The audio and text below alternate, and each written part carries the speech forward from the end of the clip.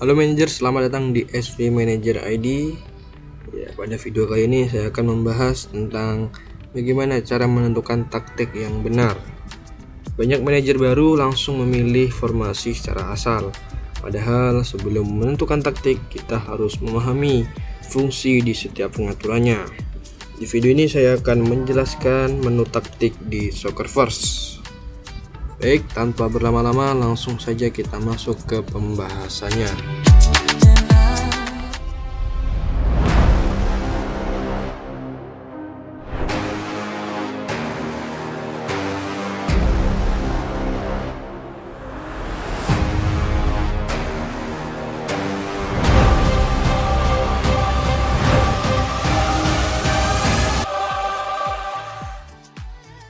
Untuk memulainya kalian bisa masuk ke menu taktik di sini ya, kalian tekan klub kalian.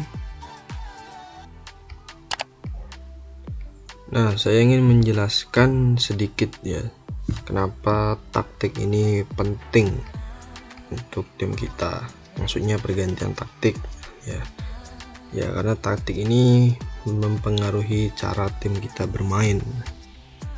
Jadi tidak semua lawan itu kita menggunakan taktik yang sama juga. Kita harus menyesuaikan proporsi formasi lawan, cara bermain lawan ya, playstyle lawan bagaimana. Kita juga harus menemukan counter dari permainan lawan. Jadi nggak semua taktik itu kita samakan. Nah, dan juga pemain bagus itu belum tentu tampil maksimal jika taktiknya tidak sesuai. Jadi kita harus benar-benar menyesuaikan taktik dengan pemain-pemain kita, dengan posisi yang benar, misalnya seperti ini. Nah, ini tidak benar posisinya, jadi dia bermain tidak maksimal nih, dia keluar dari posisi. Nah, ini tidak begitu efektif di posisinya. Jadi kita harus benar-benar menentukan posisi setiap pemainnya. Kita juga harus menentukan formasi yang tepat untuk pemain kita. Seperti yang saya jelaskan tadi, jangan sering mengganti taktik setiap pertandingan. Nah, walaupun kita di setiap pertandingannya melawan orang yang berbeda, tapi kita sebenarnya juga tidak harus mengganti setiap taktik itu setiap laga. Lawannya berbeda, kita pakai taktik beda dan semuanya berbeda, nggak gitu. Jadi kita menggunakan taktik yang sama, tapi mungkin dari playstyle-nya kita bisa berbeda. Nah, seperti itu. Formasi ini bisa dirubah ketika mungkin perbedaan OVR dari lawan kalian, terus pertandingan penting mungkin dari pemain kalian, atau ada pemain kalian cedera di starter, jadi kalian harus mengganti sebagian formasi. Nah, itu baru boleh kalian mengganti formasi, tapi jangan untuk mengganti formasi di setiap laga, karena itu akan kesulitan pemain kalian untuk beradaptasi nantinya. Nah, di sini saya ingin mengenalkan beberapa menu yang ada di taktik ini. Yang pertama yaitu formasi.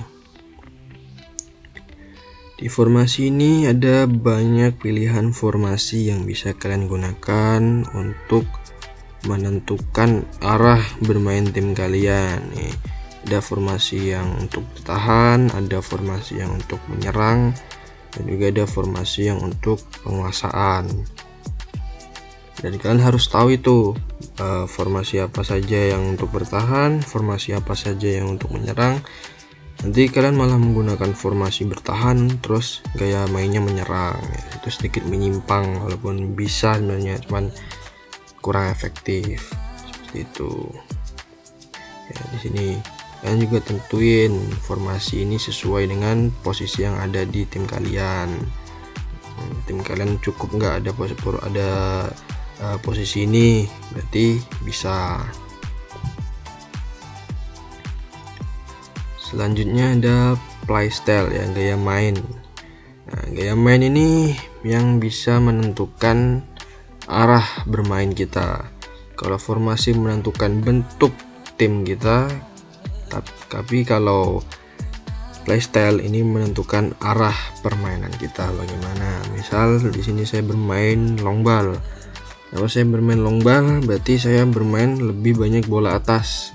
Saya bermain bola atas karena striker saya tinggi ya, dan punya sprint satunya, jadinya cocok untuk bermain long ball.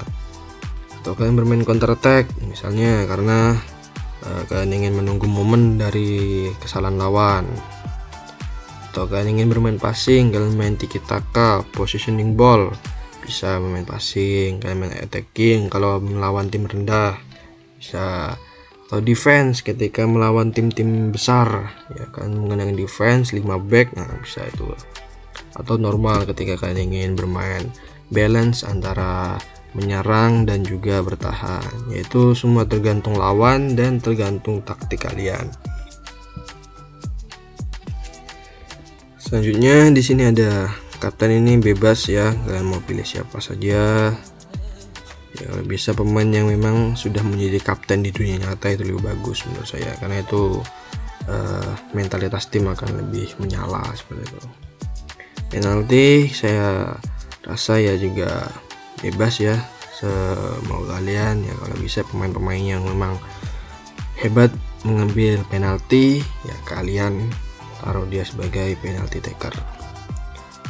Selanjutnya ada global instruction atau instruksi lah ya.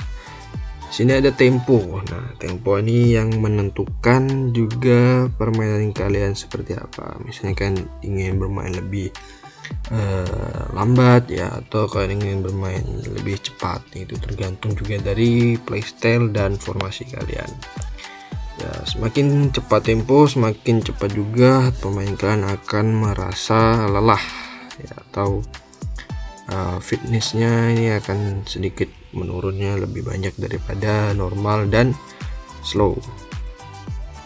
Juga bisa diatur per orang nih temponya, kan main orang ini temponya seperti apa, tackle-nya seperti apa ya, bisa per orang. Nah, kalau ini per tim, kalau ini per orang ya, tergantung kalian. Sama juga tackle ya, kalian ingin bermain lebih lembut atau sedang dan keras, itu tergantung juga dari kalian ya. Ada yang lawan kalian hadapi ya, kalian gunakan sesuai lah. Tapi jangan asal menggunakan hard, saya sarankan. Kenapa? Karena kalau kalian menggunakan tackle dengan hard, takutnya pemain kalian akan lebih banyak mendapatkan kartu di laganya dan mungkin akan diskor sehingga tidak dapat bermain di laga berikutnya. Nah, itu sedikit merugikan. Tapi kalau di akhir musim ya oke lah ya. Misalnya kalian sudah di final ya terserah kalian lah.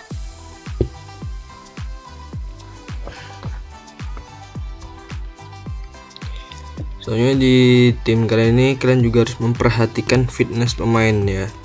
Kalian harus memperhatikan berapa persen fitness starter line up kalian ya untuk laga. Saya sarankan pemain harus sekitar 100% ya fitnessnya. Karena kalau semakin bagus fitness, pemain tersebut akan tidak mudah cedera dan akan bermain lebih konsisten dengan ratingnya gitu. Seperti pemain saya ini, dia mengalami cedera karena fitnessnya sudah menurun, dan fitnessnya akan pulih kembali ketika cederanya juga kembali. Cederanya pulih maksudnya. Jadi fitness ini mempengaruhi juga permainan dari individu tim kalian. Saya sarankan untuk melakukan rotasi pemain, karena di musim 4 ini rotasi pemain itu sangat diperlukan untuk mendapatkan menit bermain oleh cadangan kalian. Karena kalau cadangan kalian tidak mendapatkan menit bermain yang cukup, maka moral pemain kalian akan turun. Nah, itu yang membuat kalian akan kesulitan di musim depan ya, karena moral pemain kalian turun gitu. Maka itu gunakanlah pemain-pemain ini ya, mainkan rotasi.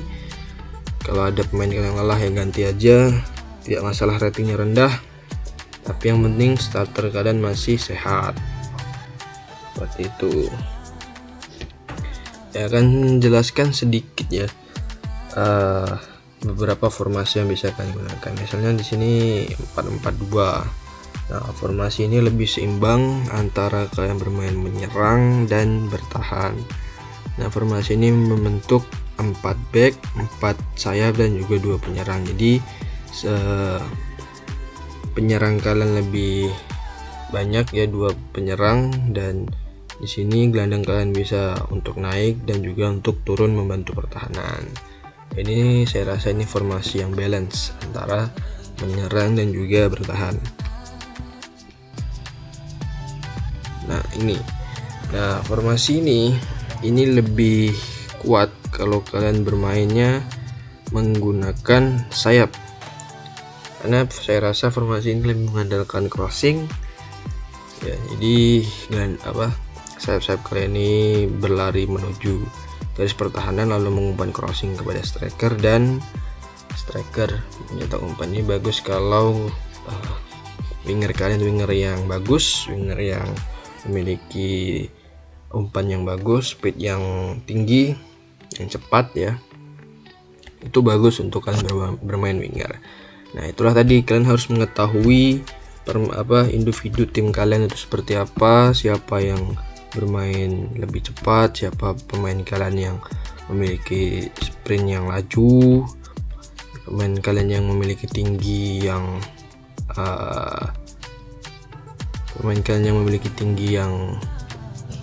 di atas rata-rata, yaitu boleh kalian gunakan formasi 4-3-3 winger ini.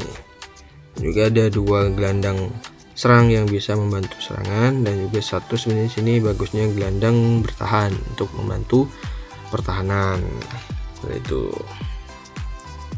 Selanjutnya ada formasi, saya cari.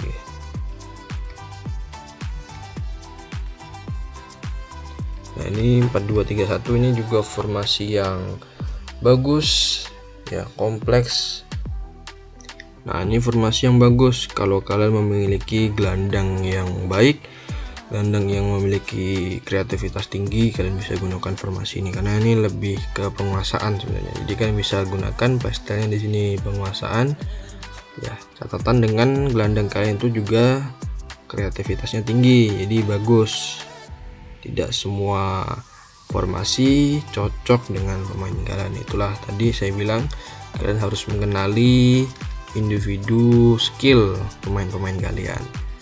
Nah, dengan kalian mengetahui skill individu pemain kalian bisa menentukan formasinya seperti apa, taktiknya seperti apa, playstyle nanti gimana, temponya bagaimana. Nah, itu dia, kalian harus cek satu-satu pemain kalian ini seperti apa, tingginya bagaimana ya. Kalian bisa ceknya di sini ya. Misal saya contoh ya, ini striker saya memiliki tinggi, makanya saya bermain long ball karena saya ingin dia yang menjadi jembatan antara dia dengan penyerang saya yang satunya. Nah, di sini kalian bisa melihat tinggi pemain, berat badan pemain, kalian bisa mengeceknya di situ. Selanjutnya kalian juga bisa lihat permainan dia seperti apa di musimnya ya. Saya lihat di sini dia ya masih bisa dibilang lumayan lah, karena dia hanya bermain 19 laga, golnya 9. Dia bermain cukup bagus lah, bisa dibilang cukup bagus di musim kemarin, jadi saya gunakan dia di musim sekarang juga. Nah, kalian juga cek juga striker ini bagaimana di dunia nyatanya, speed dia itu juga penting. Dia sudah juga 35 laga 11 gol, yaitu lumayan lah untuk seorang striker yang masih muda ya, pemain di divisi 3 Liga Belgia. Nah, dari formasi ini saya tidak akan bilang ini formasi terbaik, ini formasi yang ampuh untuk melawan, ini formasi yang oke. Saya tidak akan bilang seperti itu karena setiap klub itu memiliki formasi yang berbeda. Jadi saya akan katakan formasi ini cocok dengan saya, bukan berarti formasi ini juga cocok dengan kalian, seperti itu. Jadi cocokkanlah formasi dengan yang kalian miliki. Dan yang paling penting jangan meniru taktik orang lain ya, ini salah satu poin juga penting untuk kalian.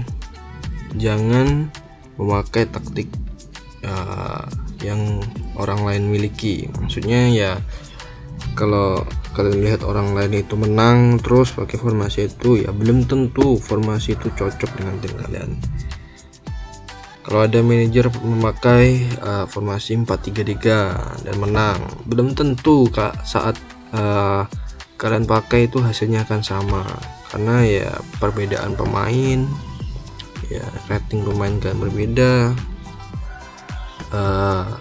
individual pemain skill kalian berbeda ya. Jadi jangan samakan formasi kalian dengan formasi orang lain ya, karena itu saya rasa lebih baik kalian eksperimen sendiri ya. Kalau memang kalian belum tahu tim kalian seperti itu, kalian eksperimen kan, pakai dulu formasi yang ada ini dengan mencocokkan. Nah setelah itu kalau memang kalian sudah cocok dengan formasi itu, ya kalian tinggal modif di playstyle-nya aja dan main seperti apa, melawan tim apa. Nah seperti itu, jangan melihat formasi orang lain, meniru formasi orang lain karena mereka menang terus itu. Misal unbeaten klub dia, terus kalian coba formasinya, ya belum, saya rasa ya nggak cocok. Saya rasa ya belum tentu cocok. Nah juga kalau formasi ini sesuaikan dengan pemain kalian di squad. Di sini kita bisa lihat squad saya ini lebih banyak bertahannya ya. Jadi lihat ini pemain bertahan saya lebih banyak. Ya kalian bisa ceknya di sini. Nah kalian lihat di posisi ya, kalian lihat di sini posisi yang lebih banyak apa. Nah saya lebih banyak itu bertahan ya. Lihat penyerang saya ada 5, gelandang saya sekitar 9-an, dan semuanya terisi oleh pemain-pemain belakang. Makanya saya lebih bermain defense karena saya memiliki kelebihan pemain di bagian belakang. Nah di sini saya menggunakan 3 back tengah dan 2 back sayap. Nah disitulah menyesuaikan formasi tim yang ada di squad kalian. Ya, kalian juga misal di tim kalian nih banyak striker ya, pilih formasi yang mengandalkan 3 atau 2 striker, yaitu tergantung juga striker kalian seperti apa. Misalnya kalian backnya sedikit, nah jangan maksa 3 back, kalian pakai aja 2 back, atau kalian pakai 2 back terus kalian taruh aja gelandang bertahannya juga 2 gitu. Jadi main 4-2-3-1 ya, itu bisa. Ya mungkin itulah ya beberapa tips dari saya untuk formasi ini yang bisa kalian ubah, kalian modifikasi nantinya seperti apa. Tapi di tim saya sendiri di Al-Kharaitiyat ini saya menggunakan formasi seperti ini. Saya menggunakan formasi ini karena saya menyesuaikan tim yang ada. Saya juga menyesuaikan proporsi posisi yang ada. Di sini saya kelebihan pemain bertahan, jadi saya banyakin pemain bertahan. Nah, tapi juga saya menambahkan 2 penyerang untuk menyeimbangkan antara bertahan saya dengan menyerang. Seperti itu. Dan di sini saya juga kekurangan yang namanya gelandang. Gelandang saya ini sudah tua-tua. Ini sudah 35. Ini 27 ya. Ini juga ratingnya rendah ya. Dari semua posisi gelandang lah yang ratingnya saya rendah.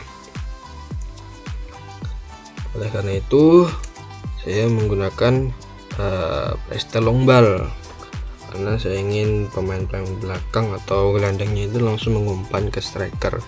Daripada gelandang lebih banyak mengolah bola, takutnya akan mudah kerebut karena gelandang saya tidak memiliki kreativitas yang tinggi lagi, seperti itu. Karena sudah banyak pemain tua, takutnya tidak kuat untuk bermain lebih lama ya di tengahnya, takutnya seperti itu.